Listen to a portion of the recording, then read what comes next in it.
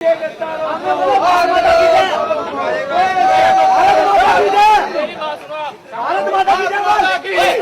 माता की जय बोल। तो पहले भारत माता की जय बोल।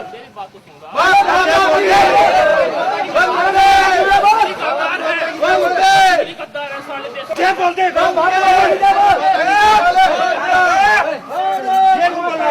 आग लगाओ, अपना काम करो। ये देखो तुम्हें भारत माता की ये देखो आग लगाओ इन्हें। वंदे मातरम, वंदे मातरम, वंदे मातरम। भारत माता की जय, भारत माता की जय, भारत माता की जय। गद्दारों को आग लगाओ सालों को, देश के गद्दारों को आग लगाओ सालों को। भारत माता की जय, भारत माता की जय, वंदे मातरम, वंदे मातरम। वंदे गिरफ्तारी करते हैं ऐसे आदमियों को फांसी तोड़नी चाहिए। ये केंद्र सरकार से मांग है। गृह मंत्री राजनाथ ने जो हमारे साथ इतना बुरा अत्याचार कर रहा है उनके लिए तो सब्सिडियां, हमारे लिए गोलियां चलवा रहा है।